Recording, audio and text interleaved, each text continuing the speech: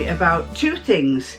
You shouldn't be carried along with the tide, because I saw that, I thought that looked lovely, but of course, you know, I'm not that thin, so it might not look the same on me, and I loved the way that it went in there and then tapered out, and I thought, this is for me, this is the one for me. And the fabric that I used, well, I went into my box of stash and I got this fabric out. Let's tell you the story about it. The story about it was that on Instagram, I can't remember who it is that supplied it, put a page up and they said, this fabric's back in stock again due to popular demand. And it was something like, I can't remember what it was called. And they said, if you get it while it lasts. So I saw it and I thought, oh yeah, I'm going to order it, I'm going to get some. And when it came, I didn't like it. And I thought, ugh. It looked prettier on the Instagram page, and to be honest, it didn't. It has all the colours I like. It's got the khaki greens, it's got navy blue, it's got black, it's got red. But when I made it, when I got it, I didn't like it. And that's this fabric. I don't know if you can see if I hold it really close. It's rather like crepe de chine. It's got a rough texture to it, very thin. Lovely fabric, but the colour wasn't doing anything for me. Now it's coming out lovely on there, but here in the flesh, it just wasn't doing anything for me. So I thought I'd make that dress with it. So that was probably thumbs down number one, because it's not a colour that I liked. So really, if you make something with a piece of fabric that you don't like, automatically you're not going to like it. So then I made the dress up, and I thought I'll use this as basically a toile, because I'm not keen on the fabric. I can always bin it. That's the right way. I can always bin it or put it in the charity bag or pass it on to somebody else. So then I decided to make it, and I started assembling it before Christmas. And what I found was I didn't realise that below that long thin part there is very long and thin. It caters for long thin people, and I didn't adjust the length. So when I put it on, it was quite nice round here, but it kind of went so far down here, it didn't look right, and it looked like I was bulging a bit. So after I did my last video where I was telling you about this pattern, I thought, right, you've got to go and do something about it, because otherwise you'll never finish it and it'll stay in the UFO box. And for those who don't know what a UFO is, I didn't know when I first watched these videos. Unfinished objects, although I think it should be a UFG really, unfinished garments. I'm sorry, I've got a white cat that is climbing all over the place. What are you doing, eh? Are you being a nuisance? Eh? She's climbing all over the place, aren't you? Eh? Actual neckline has a little facing on it, and I thought the facing came to the front, but it doesn't. It's actually, the facing goes back, and then you stitch up the side, you stitch around it. And because I wasn't happy with the fabric and I felt that it was just a bit too much, I tried some satin bias binding, which I think actually sets it off much nicer. But having said that, drape isn't that good. I need to add a bit. I need to tackle the sway back, because it was a little bit tight across the back, and I have a back that kind of curves in and then goes out, and so anything I wear actually forms like a little waistline here if I'm not careful. And so I try. That's why I tend to like things that go straight down, because then they don't accentuate the in and the out of it. What else do I want to say about it? The pattern is such that it looks dark on one boob and light on the other, and because it looks dark on one boob and light on the other, it makes it look like I've got a saggy boob, but the actual seam is exactly in the same place. So to me, it's something I hadn't noticed with the fabric. I don't feel comfortable that when people, if I was walking towards somebody, they'd say, look at her, she's got one boob higher than the other. So the fact that that bit is pale and that bit isn't, and that bit's pale and that bit isn't too bad, it makes me feel like my boobs are upside down. Makes them feel, I feel like even though the seams are right, that is kind of higher than that one, no lower than that one. It's a what is it, a trompe-l'oeil, as they would say, a trompe-l'oeil. Not my cup of tea. But there's the buttons. Do you see what I mean about the sleeves? There.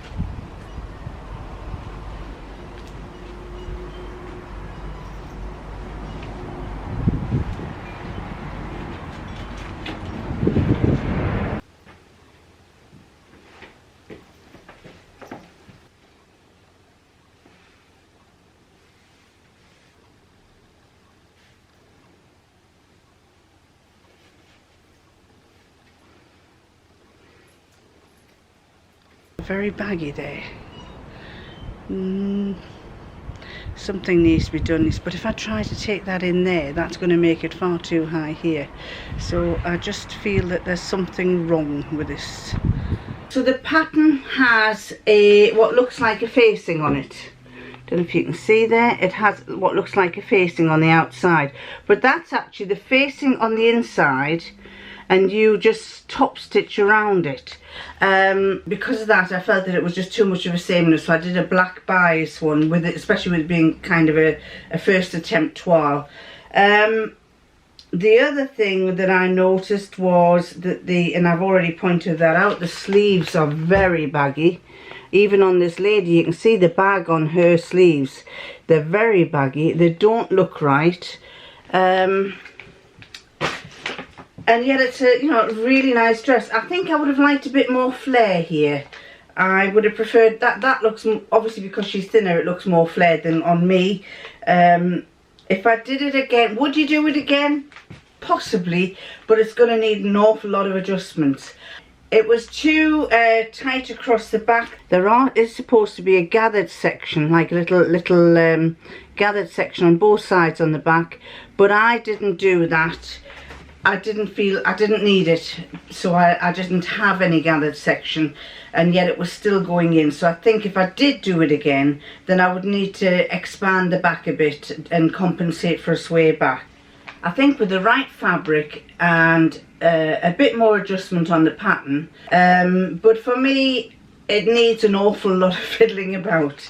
But you never know, I might still try it. It doesn't recommend, I wouldn't say it doesn't recommend jersey, but it doesn't state jersey as being a fabric. But I think that would look lovely in a very light jersey, a very flowy light jersey. I think it would add a bit of weight and it would add a bit of swirl to it. The other thing that I noticed was I was fooled.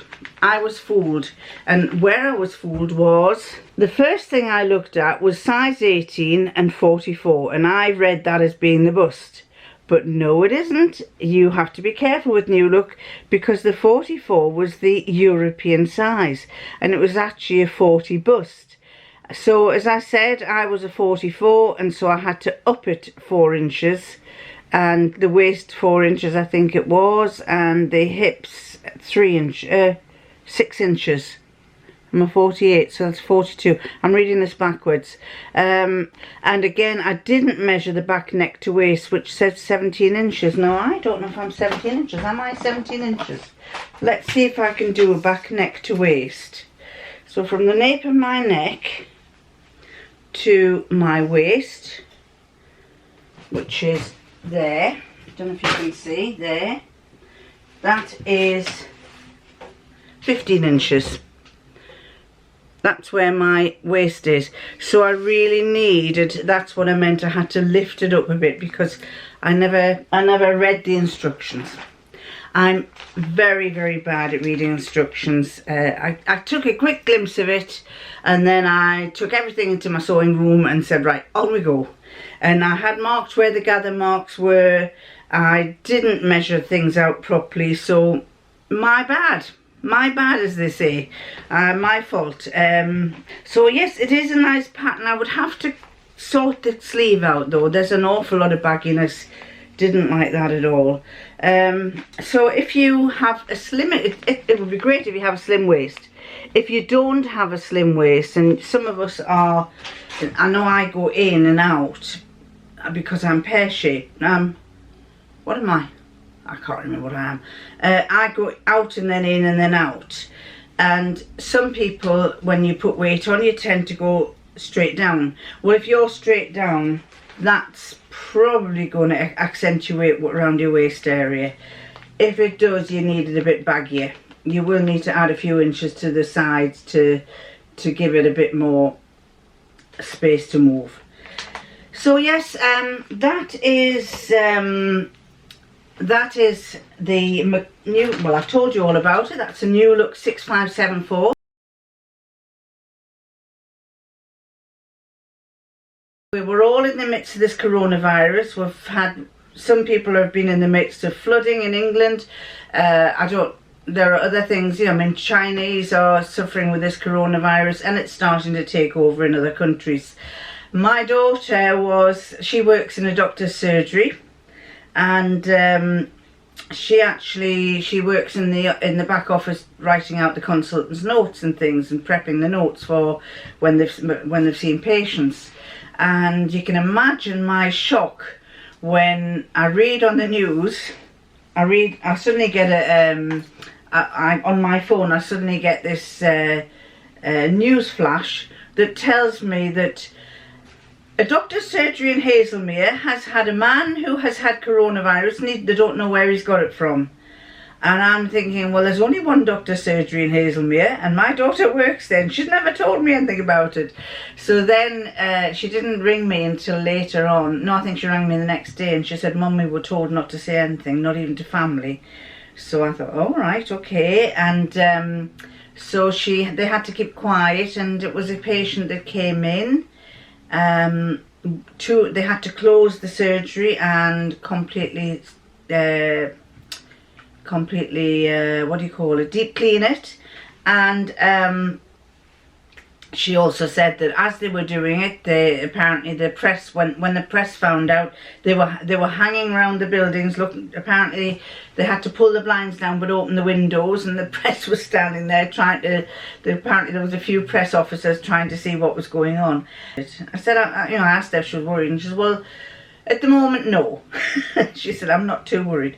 So that over, and then the next thing I knew, she then rang and said, Mum, about a week later, she rang and said, Mum, she said, the ambulance is here. Her daughter collapsed. And she said she went into a fit. But what she told me was that her daughter has this little thing on her arm that she'd accidentally scratched off when she was asleep. And her mum went to put Germaline on, and the next thing she said she just fainted and she was writhing and hallucinating. And my immediate thought was, it's Germaline. It's the Germaline that did it. And her husband's a fireman, so she rang her husband and said, what do I do? She's writhing. And he said, dial 999. So the ambulance came, and by that time she was a little bit better. And anyway, she had to go into hospital. And all the way along, I kept thinking, it's a Germaline. And when I told my husband, he said, it's a Germaline. So then I looked up and I found that Germaline can have an anaphylactic effect on some people. And I think that that's what it was. I've put them on grazes, but I've never put them on big wounds. And I think it was the shock of the Germaline, the chemicals in the Germaline hitting her blood circulation. So there was panic stations there. I think she was more panicked by that than she was by the coronavirus. But we fortunately, England and other countries aren't suffering too badly yet. But fingers crossed that it stays that way. But in the meantime, start making masks. I think there's lots of YouTube videos that are showing how to make them. Can you hear that cat outside? Yeah. Now I sent away for something. These things keep popping up on my Instagram, and every now and again I think, oh, I'll send off for that. And this is something that came from Cotton Bee. I don't know if you can see. I'll cover my address, but it's called Cotton Bee. But they are in Poland, I think. They're in Poland. And it was something where, did you want to get a sample, a book sample? And I get a welcome voucher, €20 off. And basically it's a bit like print fab. And they sent me a little swatch book of cottons and printed cottons that they do. Basically they do, isn't that lovely? I think that's gorgeous. And that. These are fine cottons. It tells you what they are. It lists on down here what they are, but I don't think that matches that, because it says voile, and that is not what I would call a voile. It's like a fine cotton. I may be wrong. It's 100% cotton. 100% cotton, 77 gram weight. So it goes through. They list all of them. There's voile. There's cretonne. I like that one. I like the print on that. Then there is that's not satin. According to this, that's satin, but it doesn't look like satin. It's rather, it's like a thicker cotton to me. It looks like a thicker cotton. It doesn't have the shine of satin. I may be wrong. But they have other ones. Those, the first three they put on are coloured. Isn't that a lovely pattern as well? That's nice, with parrots on. And then they have other cottons. Don't know if you can see very well here, but there's that one.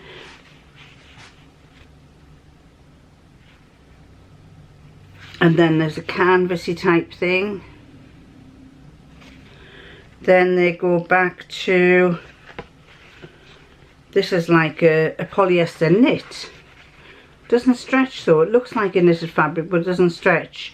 You can see the way the fabric is on the back.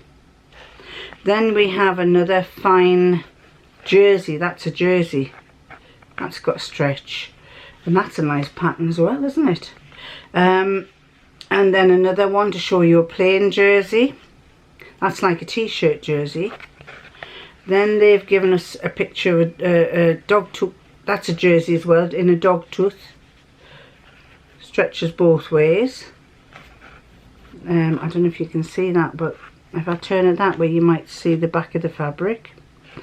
Then you have this one, some gorgeous patterns, and that's a jersey as well. And again, there's the back of it. Then this one, now that's very, is that similar to that one? Let's have a look. Oh, it's a different pattern. That one was, there was that one, and now there's this one. I like this as well. This is a nice pattern. And that is like a, that's like a sweatshirt fabric. It's got the loop back. Not very thick, but it's like a sweatshirt fabric. And then the last one is a slightly heavier. They've left it plain, but that's a slightly heavier sweatshirt fabric. And basically it says on the back, start your adventure with Cotton Bee. I haven't looked at the prices. I'll tell you a bit more about this with the prices. Choose your material. You can choose woven or jersey fabric with different weave, texture and grammage. Design your pattern. Send us your pattern or choose it from our catalogue. So yes, you may be able to get these patterns from their catalogue. You can specify its size and its repeatability. Buy as much as you want. We can print just a piece of your material. And step 4, enjoy your unique material. I get 20 euros off. Now I'm going to hold the code up because you might actually get it yourself. It's valid till the 31st of March. Minimum order 50 euros. But there is the code. So whether you can use it or not, I don't know. But that is the Cotton Bee swatch book. Cotton Bee swatch book. And their website is ctnb.com. There's the website. ctnb.com. cottonbee_fabrics on Instagram. And what does the last one say? fb.com, fb.com, Cotton Bee Fabrics for Facebook. Right, well I'm going to leave it there, and I'm going to love you and leave you until the next time, and you'll see the video of me wearing that dress. And the dress, just to remind you, was the New Look 6574. Catch you next time. Bye.